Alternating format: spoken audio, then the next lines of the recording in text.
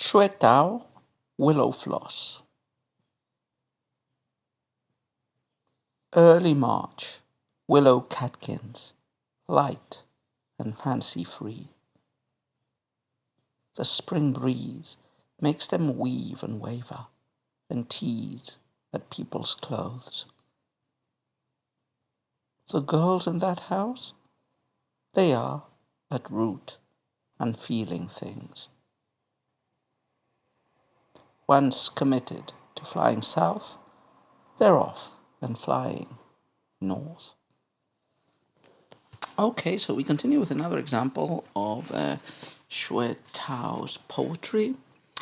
This poem of hers, Willow Floss, is one of a group of poems that she has on love and courtesans.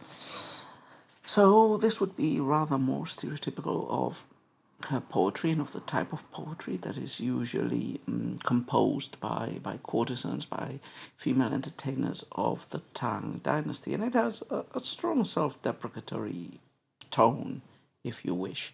It also illustrates a very typical trope that we've encountered time and time again in classical Chinese poetry, which is a natural scene, a sight or an element of nature being used with overtones, well, being personified, which is not that unusual. That also happens in Western poetry, but also the natural scene being given implicit overtones and meanings which are not explicitly stated in the poem. Although you could say that here the second couplet does clearly make the connection between the willow floss, the willow catkins floating around, and the courtesans in the pleasure quarters, in a way that is, quite easy to detect. Okay, so first the form. This poem, like most of the poems of Chinese Tang Dynasty female poets, is short. It's a quatrain. It's a heptasyllabic quatrain. And as I said, the topic is, on the one hand, especially in the first couplet, it appears to be the description of nature, seasonal sight, willow catkins in spring, in early spring. And but the explicit topic of the poem, which is clarified in the second couplet, is, or at least a further element is juxtaposed with the willow catkins image, is that of the courtesans, the ladies of the pleasure quarters, being like those willow catkins, being frivolous, unattached, mutable, and going after different, you could say, different lovers, or essentially not being too attached to a specific couple. Okay, what else can we say about this poem? Well, as I said, very brief. Let's take a look at. It's a very witty poem, and it plays and it puns not only on this general association, allegorical association of the willow tree with the courtesan, but it also makes word puns, like the line that talks about the girls of the house being at root and feeling. At root in the original is a pun on root as tree roots, but also fundamentally. And the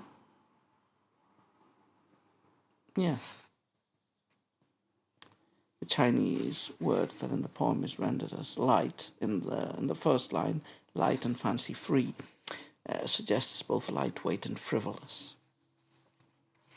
So willows are, well, let's go couplet by couplet, as I was going to say. So first couplet: early March, willow catkins light and fancy free. The spring breeze makes them weave and waver and tease at people's clothes. Now, willows appear very constantly in classical Chinese poetry. They're usually associated with love. Willow catkins, particularly with spring, which is when they grow and fall around in a shower. Willows are also associated with parting. It's a common ritual of Tang times when one is having a banquet to honor the departure of a friend or a lover, to give him a sprig of willow. And willows are also associated with spring, and spring is the season for love and conviviality.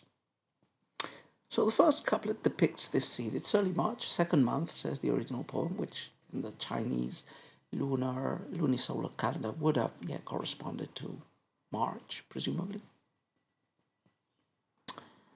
Yeah, yeah. And we have the willow catkins floating around.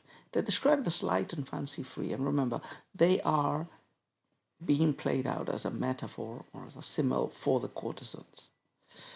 The spring breeze, that is to say, if literally the light breezes of spring, but allegorically also the passion, the love, the affections that are aroused by the month of love, it makes them weave and waver and tease at people's clothes. Second couplet. So you could have read the first couplet, and if the second couplet hadn't been so explicit, you would not necessarily have been any more the wiser about the explicit meaning of the poem. But the second couplet makes it clear. The girls in that house, they are at root unfeeling things. Once committed to flying south, they're off and flying north. So a juxtaposition or a comparison is made between those willowed catkins and the girls in that house. Which house? Well, probably a greenhouse. That is one of the houses in the pleasure quarters. And like the playful, superficial willow catkins that go from person to person, so the girls are unrooted, and they flit from north to south and from south to north and vice versa. This is an image that rhymes with the one that was mentioned in the previous poem by Xue Tao. We mentioned the famous couplet that she would have composed when she was 7 or 8 years old to cap her father's own couplet. Remember, it was about the Polonia tree, and Xue Tao's was talking about that tree. Its branches welcome birds from north and south, leaves bid farewell to winds that come and go. And this was interpreted, if this anecdote is not apocryphal, which it very probably is, but anyway, it's the same image at play. It's a natural image of, in this case, leaves and branches receiving, a tree's branches receiving birds from different places, and the leaves and the birds coming and going. The same image here, slightly inverted. Like in the previous example, the courtesan is the tree, and the birds and leaves that move north and south are, the men who come to the pleasure quarters. Whereas here, in the Willow Floss poem, those who fly north and south seem to be the girls, and therefore the willow catkins that are blowing around people. So, as I said, altogether, it's a short poem, very representative of this type of poetry of the pleasure quarters, and very interesting from that perspective.